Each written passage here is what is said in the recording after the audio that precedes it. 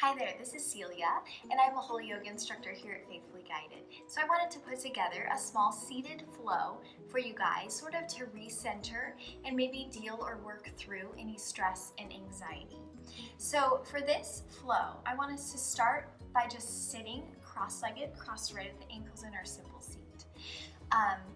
Before getting started with this flow, let's begin by breathing. So I want to take you through a 4-count breath before you even start moving. So a 4-count breath begins when you're inhaling through the belly and through the nose. So you're going to take a breath in and in your mind count to 4. At the very top, you're going to hold for just a moment. Take that pause, notice what it feels like in that lack of oxygen right there.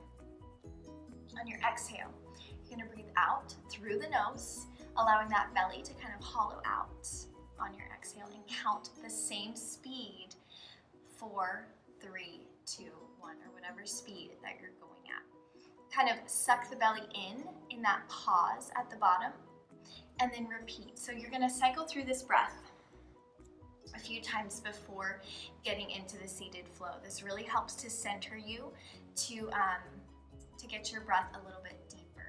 So many times throughout the day, we're taking shallow breaths and just focusing on a 4-count breath in and out and keeping it even.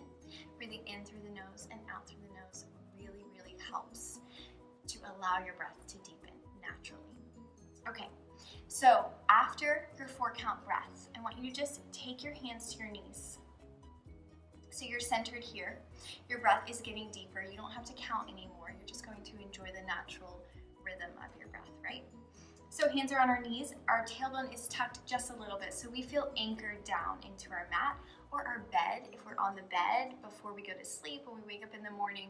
Wherever you need this flow, you can take it. So tuck that tailbone in and lift all the way up through your spine. Roll your shoulders up, back, and down.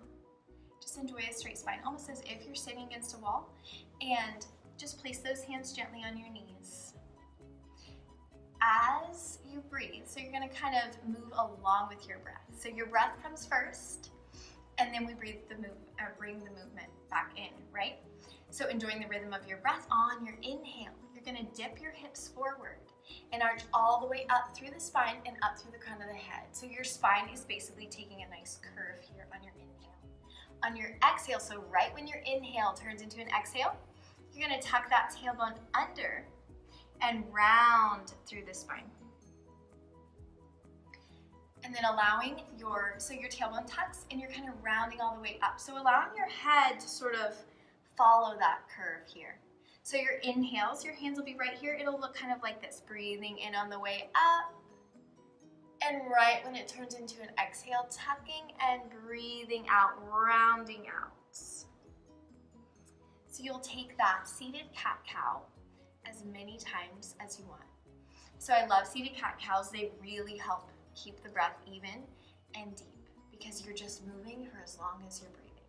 So you're keeping that motion, that arching motion for as long as you're inhaling and that rounding out motion for as long as you're exhaling. So it's pretty cool. Okay, so from here, we're gonna just work in a few twists. So start with one hand and just take it all the way across to the back of the thigh. Your opposite hand will come all the way around behind your hips, and you'll just breathe in, inhaling to lift up through your chest, and exhaling, kind of working that back shoulder back. So as you breathe into your twist, you'll get deeper and deeper into the twist, just kind of rolling that back shoulder back, and taking as many breaths here as you need. And then you'll do it on the other side. So going through those twists as many rounds as you want.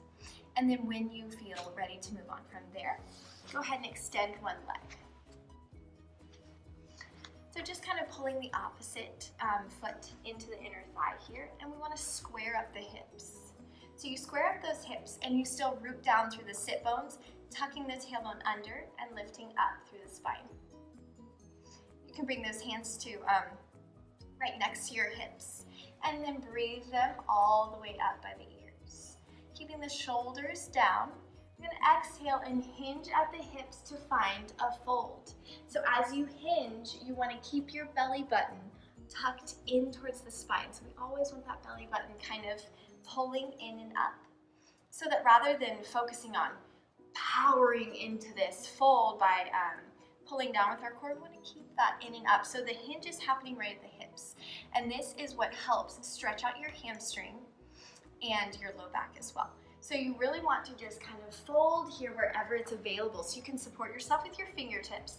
Keep that nice straight spine first and maybe walk the hands out if that works best. And then I love to flip my palms up to find some rest in the stretch because this really enables me to stop striving in the pose and to just allow my breath to take me deeper into the pose. So you want your knee to be nice and soft here as well. So then you'll switch legs and do that on the other side and hang out here as long as it feels good. It's a wonderful, wonderful stretch. So then when you come back from that, we want to pull our feet in and come up onto our knees. Bring those big toes together. And you can keep your knees together if you want a traditional child's pose. But I find that I get the best stretch in an extended or wide-legged child's pose. So you'll take your knees out wide. You'll sit back into your heels and walk those hands forward. Stretching through the fingertips and then melting your heart down towards the mat. So you can rest on your forehead or your chin, whatever is available here. In this pose, it feels amazing just to breathe in deeply, feel your belly expand, and breathe out evenly and let your belly hollow out. So, so good. So then if you want more after this, from your child's pose, you can press in to one hand and thread the opposite hand right under, kind of resting on the back of that shoulder. So you'll lower all the way back down. And you'll find breath here as well. And then switching sides. So kind of breathing as long as you want through these poses and allowing, again, just kind of bringing that movement in after you've already established that deeper rhythm of breath, right? So then if you want to come back to that 4-count breath at the end, sort of to lock in the wonderful benefits, or you can hang out in child's pose or even take your relaxation and just lay flat on your back and relax each muscle of the body. You could also incorporate a little breath prayer here, especially in the 4-count breath. I find it to be very, very peaceful. So if you're anxious, you're stressed, anything like that, something as simple as breathing in and saying in your mind, like, I receive, and on that exhale, your peace. So just kind of breathing in and out and saying that to yourself. Really does help. You can obviously incorporate any type of phrasing that you would like to there. Well, thank you all so much. I hope this helps. This is a little mini flow you can take with you anywhere. Just kind of stick it in your back pocket and you can pull it out whenever you need to. All right, well, I hope you'll have a wonderful day. This is Celia. I'm a Holy Yoga Instructor at Faithfully Guided Health Center. Bye.